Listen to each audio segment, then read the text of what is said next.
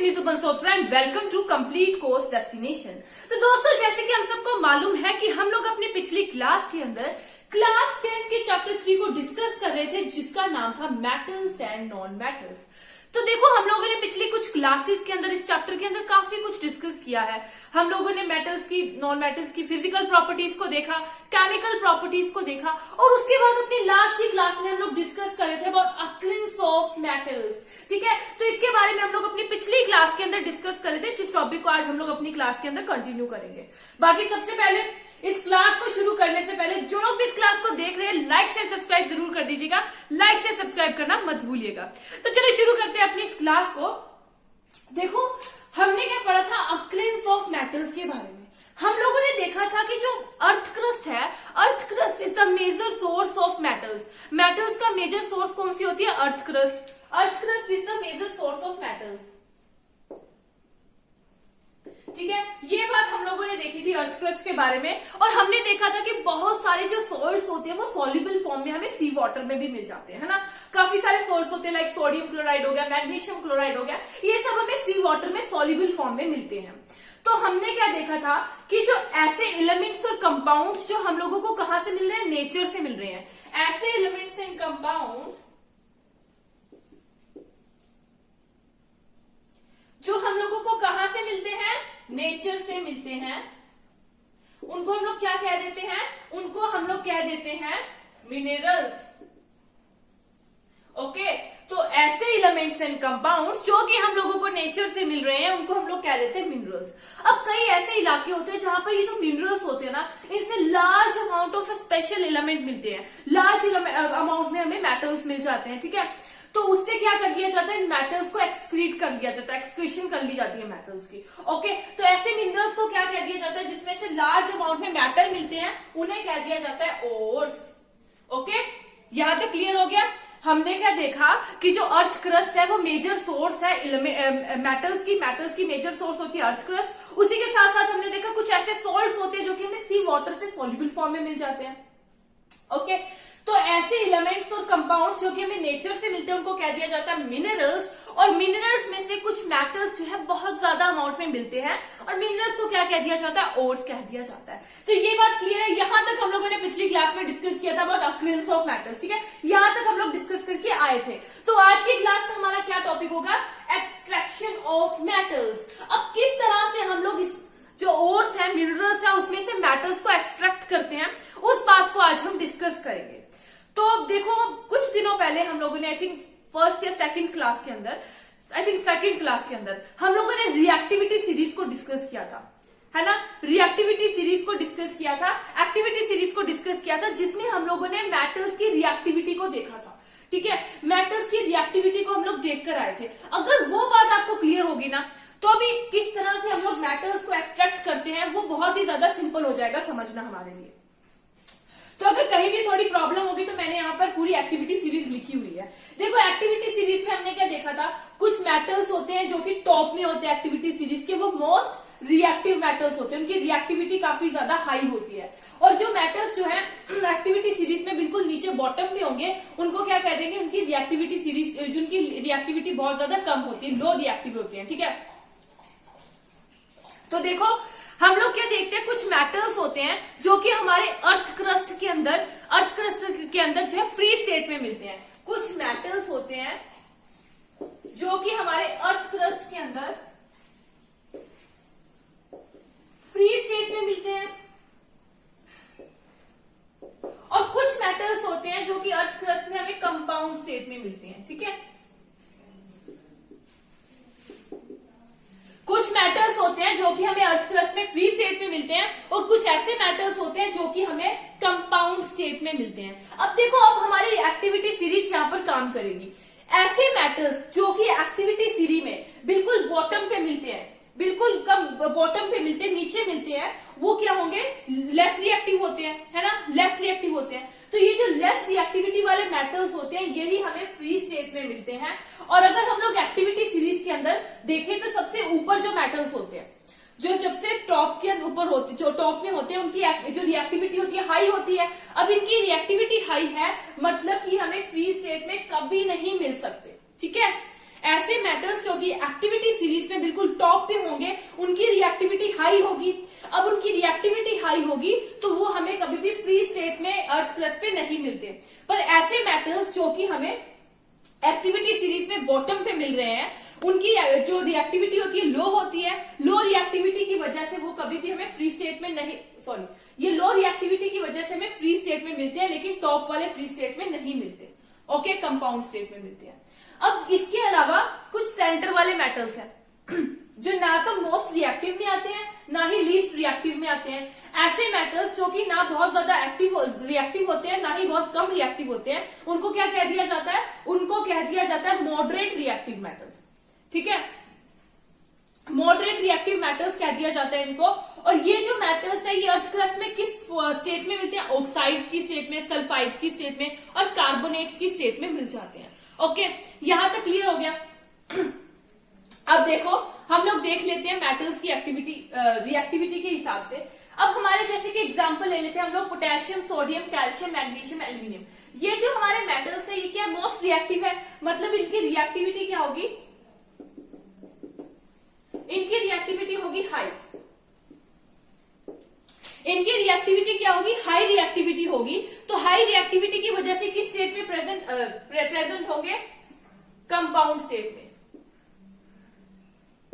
ठीक है, ये कौन सी स्टेट में प्रेजेंट होंगे? कंपाउंड स्टेट में। अब हमारे मेटल्स देख लेते हैं जो कि बिल्कुल बॉटम पे हैं। बॉटम वाले मेटल्स जो है इनकी रिएक्टिविटी क्या होगी?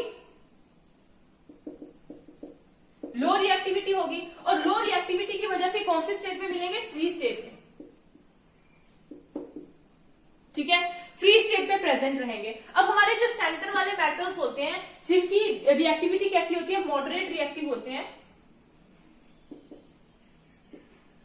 तो ये जो मॉडरेट रिएक्टिविटी वाले मेटल्स होते हैं किस स्टेट में मिलती हैं हम लोगों को? In carbonates,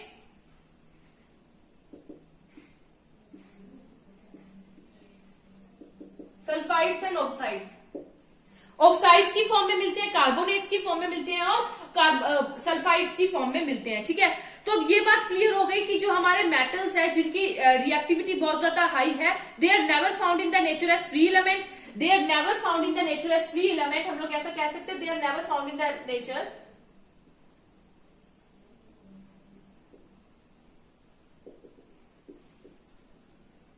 nature as free state. ये कभी भी फ्री स्टेट में नहीं मिलेंगे। तो यहां तक बात क्लियर हो गई। अब देखो ये जो मेटल्स है ना, मेटल्स को इसी बेस पे जो है 3 कैटेगरीज में डिवाइड किया गया है। ओके, 3 कैटेगरीज के अंदर जो है इनको डिवाइड किया गया है। सबसे पहले हमारी कौन सी हो जाएगी? That is elements with high reactivity. पहली कौन सी हो जाएगी? Elements with high reactivity.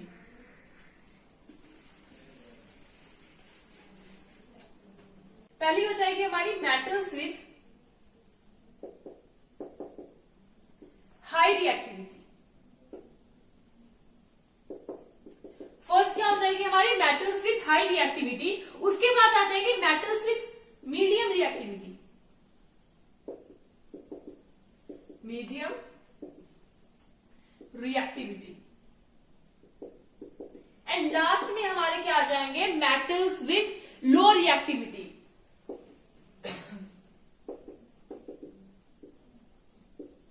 ठीक है, लास्ट में हमारे आ जाएंगे मेटल्स विथ लो रिएक्टिविटी। अब देखो ये जो 3 कैटेगरीज में हम लोगों ने डिवाइड किया है, इस बेस पे जो मेटल्स है उनको सेपरेट कर लिया जाएगा, एक दूसरे मेटल्स को सेपरेट कर लिया जाएगा ओर्स में से बाय डिफरेंट टेक्निक्स। तो देखो हम लोग देख लेते हैं जो हमारे सबसे ज्यादा मेटल्स जो है हाई रिएक्टिव है। जैसे कि हाई रिएक्टिव मेटल्स क्या हो गया? हमारे पोटेशियम हो गया, सोडियम हो गया, कैल्शियम हो गया, ठीक है, मैग्नीशियम हो गया, एल्यूमिनियम हो गया। ये मेटल्स कौन से हैं? बहुत ज्यादा हाई रिएक्टिविटी वाले हैं। हाई रिएक्टिविटी वाले मेटल्स है, मतलब इनको किस तरह से हम लोग सेपरेट करेंगे? Bye the electrolysis. इलेक्ट्रोलाइसिस की टेक्निक से इनको जो है सेपरेट कर लेंगे। उसके बाद हम लोग देख लेते हैं लो रिएक्टिविटी वाले, सॉरी मिडिल रिएक्टिविटी वाले देख लेते हैं। मिडिल रिएक्टिविटी वाले कौन से हो गए? हमारा जिंक हो गया, आयरन हो गए, लिड। तो इनको किस तरह से सेपरेट किया जाएगा? इनको सेपरेट किया जाएगा by reduction using of carbon. Reduction using of carbon. Reduction using of carbon. इनको रिड्यूस कर लिया जाएगा, ठीक है। उसके बाद हमारे जो सबसे ज्यादा लो रिएक्टिविटी वाले हैं, ये तो ऑलरेडी फ्री स्टेट में है, मतलब कि ये ऑलरेडी जो है फाउंड करते हैं नेटिव स्टेट में, it already founts in its native state, ठीक है। ये तो ऑलरेडी ही नेटिव स्टेट में हमारे प्रेजेंट है। तो यहां तक हमारा खत्म हो जाता है एक्सक्रीशन ऑफ मेटल्स। किस तरह से हम लोग मेटल्स को किस तरह से एक्सक्रीट करेंगे on the basis of their reactivity, ठीक है। हमें पता चल गया जो सबसे ज्यादा लो रिएक्टिविटी वाले थे वो फ्री स्टेट में प्रेजेंट होते थे, जो हमारे हाई रिएक्टिविटी वाले थे वो किस तरह से प्रेजेंट होते थे, हाई रिएक्टिविटी वाले जो है हमारे प्रेजेंट होते हैं कंपाउंड में, और जो मिडिल रिएक्टिविटी वाले हैं वो कार्बोनेट, सल्फाइड एंड ऑक्साइड्स के अंदर प्रेजेंट होते हैं। लेकिन यहाँ पर जो हमारी लो रिएक्टिविटी वाले कॉपर एंड हमारा सिल्वर है ना, जो कॉपर एंड सिल्वर है they are also found in the combined state, ठीक है। कंबाइंड स्टेट में भी प्रेजेंट होता है एज देयर सल्फाइड और ऑक्साइड ओर्स। ये अपने सल्फाइड एंड ऑक्साइड ओर्स के अंदर कंबाइंड स्टेट में भी प्रेजेंट रहते हैं,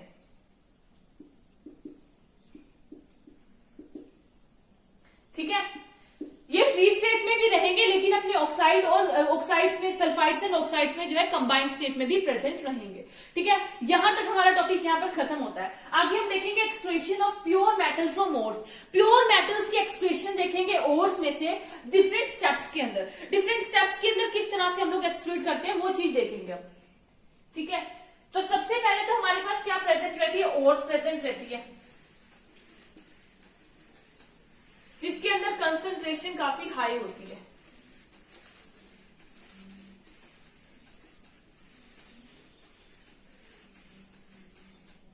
सबसे पहले हमारे पास रह जाएंगे ओर्स। ये क्या कंसंट्रेटेड ओर्स होते हैं,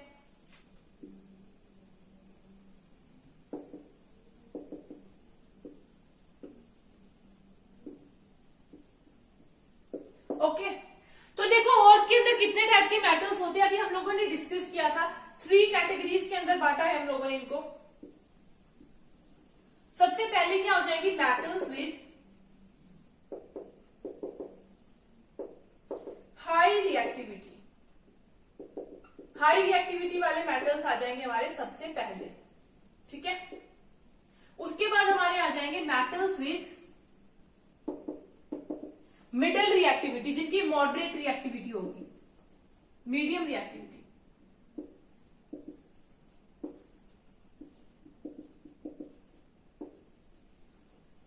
उसके बाद आ जाएंगे हमारे मेटल्स विद लेस रिएक्टिविटी, जिनकी रिएक्टिविटी लो होगी, with low reactivity,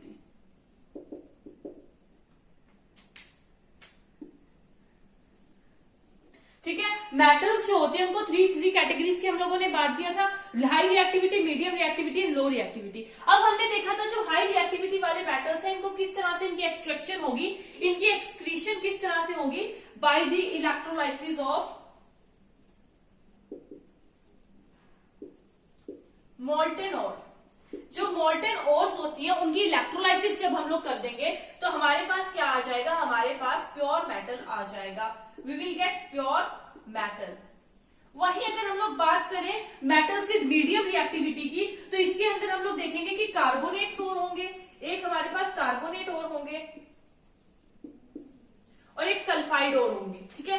carbonate form में प्रेजेंट रहते हैं, सल्फाइड फॉर्म में प्रेजेंट रहते हैं, कार्बोनेट और होंगे और एक सल्फाइड और होंगे। अब carbonate ores and sulphide ores को हम लोग क्या करेंगे, जो कार्बोनेट ओर होंगे इसकी कैल्सिलेशन करेंगे और इसको क्या करेंगे, रोस्टिंग करेंगे। कैल्सिलेशन एंड रोस्टिंग के बाद हमारे पास क्या आ जाएगा, ऑक्साइड्स आ जाएंगे मेटल्स के, मेटल्स के ऑक्साइड्स हमारे पास आ जाएंगे, ठीक है। तो कार्बोनेट ओर की कैल्सिलेशन की और उसकी कैल्सिलेशन की एंड सल्फाइड ओर की रोस्टिंग की, उसके बाद हमारे पास मेटल्स की ऑक्साइड्स आ गए, ठीक है। इनकी क्या करेंगे, रिडक्शन करेंगे। सबसे पहले जो मेटल्स के ऑक्साइड है उनकी रिडक्शन करेंगे एंड हमारे पास क्या आ जाएंगे, उसके बाद जो मेटल्स आएंगे उसकी रिफाइनिंग करेंगे, ठीक है। तो इस तरह से हमारे पास जो है मीडियम रिएक्टिव मेटल्स को सेपरेट किया जाता है ओर्स में से। और अगर हम लोग मेटल्स विद लो रिएक्टिविटी की बात करें तो मेटल्स विद लो रिएक्टिविटी जो है हमारे सल्फाइड ओर होते हैं, जिनको हम लोग रोस्टिंग करते हैं। सल्फाइड ओर होते हैं आफ्टर रोस्टिंग एंड रिफाइनिंग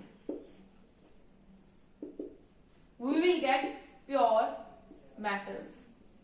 ठीक है, तो इसके अंदर क्या हो गया, हमारे पास ऑलरेडी ये तो अपने फॉर्म में रहते हैं, प्योर फॉर्म में, फ्री स्टेट में रहते हैं। हम लोग जस्ट इनको रोस्टिंग करेंगे, रिफाइनिंग करने के बाद हमारे पास प्योर मेटल्स आ जाएंगे। तो ये कुछ स्टेप्स है जिसके जरिए हम लोग जो है मेटल को एक्सट्रीट कर सकते हैं ओर से। ठीक है, तब हम लोग देख लेंगे इनरिचमेंट ऑफ ओर्स। इस टॉपिक पर आ जाते हैं, ये वाला टॉपिक हमारा कंप्लीट हो चुका है। तो हमारा आ जाता है इनरिचमेंट ऑफ ओर्स। देखो जो ओर्स होते हैं, हमें पता है ओर्स को कहां से लिया जाता है, माइन कहां से किया जाता है, अर्थ क्रस्ट में से। मतलब कि इसके अंदर बहुत ज्यादा अमाउंट में इंप्योरिटीज होती हैं। ठीक है, जो हमारी ओर्स होते हैं इसके अंदर काफी ज्यादा अमाउंट में इंप्योरिटीज होती हैं, जैसे कि हमारी सैंड हो गई, डस्ट हो गई, या फिर सॉइल होगी, ये सब इसके अंदर होती है इंप्योरिटीज की फॉर्म में। तो इनको क्या कह दिया जाता है, दीज ऑल आर कॉल्ड गैंग्यू। इनको कह दिया जाता है गैंग्यू। तो देखो जब ओर्स में से हम लोग मेटल्स को सेपरेट कर रहे हैं ना, मेटल्स को सेपरेट करने से पहले हमें ये गैंग्यूज जो इंप्योरिटीज होती है इनको रिमूव करना होता है। उसके बाद हम लोग क्या करेंगे, मेटल्स को सेपरेट कर लेंगे। ठीक है, तो हमारा क्या आ जाएगा कि डिफरेंट टेक्निक्स होती है, जैसे हम लोग पहले देखते थे excreting metals low in the activity series. जो एक्टिविटी सीरीज के अंदर लो मेटल्स हैं उनको किस तरह से एक्सक्रीट करेंगे, सबसे पहले हम लोग वो देख लेते हैं।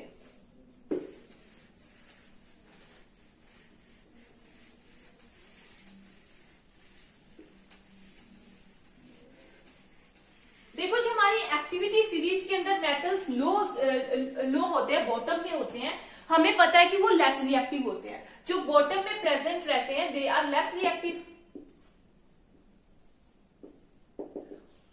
लेस रिएक्टिव है मतलब फ्री स्टेट में प्रेजेंट रहेंगे। अब इसके ऑक्साइड्स जो होंगे उनको जस्ट हीट करने पर ही मेटल्स के अंदर कन्वर्ट हो जाएंगे। जो हमारे ऐसे मेटल्स के जो ऑक्साइड्स होंगे इनको जस्ट हीट करने पर ही क्या हो जाएंगे, चेंज हो जाएंगे टू मेटल्स। जैसे कि हम लोग एग्जांपल ले लेते हैं सिनाबार।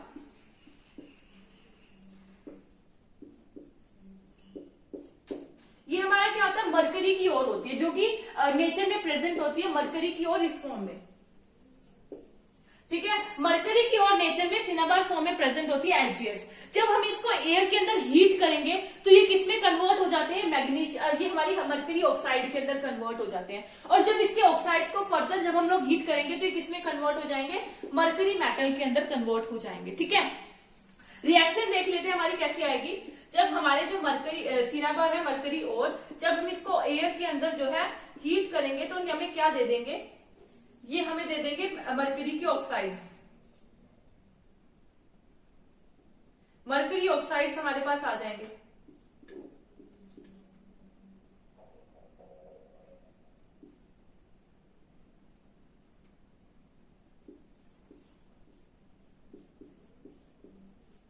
ठीक है, अब मरकरी ऑक्साइड्स को जब हम लोग फर्दर हीट करेंगे तो हमारे पास क्या आ जाएगा,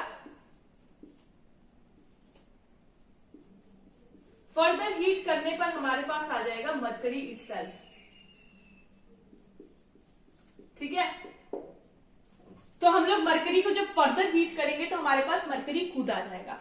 मतलब कि देखो जो मेटल्स थे लो रिएक्टिविटी, लेस रिएक्टिविटी वाले, जो एक्टिविटी सीरीज में बॉटम में प्रेजेंट थे, उनको क्या करते हैं, जस्ट उनके ऑक्साइड्स को हीट कर दो, हीट करने पे हमारे पास एलिमेंट आ जाएगा, मेटल आ जाएंगे। जैसे कि हमारे पास सिनाबार था, सिनाबार क्या है, नेचुरल फॉर्म होती है मरकरी की ओर की, मरकरी की ओर होती है सिनाबार, जो कि हम लोग इसको हीट करेंगे एयर के अंदर तो हमें क्या देगा, मरकरी ऑक्साइड दे देगा। उसको फर्दर हीट करने पर हमारे पास मरकरी प्रेजेंट हो जाएगी। ठीक है, तो इस तरह से हम लोग जो है मेटल्स की एक्सप्रेशन कर सकते हैं लो एक्टिविटी सीरीज वाले। ठीक है, इसके बाद हमारे है कि किस तरह से हम लोग हाई एक्टिविटी सीरीज वाले को सेपरेट कर सकते हैं, मिडिल एक्टिविटी वाले को सेपरेट कर सकते हैं, लेकिन ये हम लोग अपनी अगली क्लास के अंदर डिस्कस करेंगे। तो आज की क्लास में हम लोग इतना ही डिस्कस करेंगे। आज की क्लास हम लोग यहीं पे खत्म करते हैं। Thank you friends.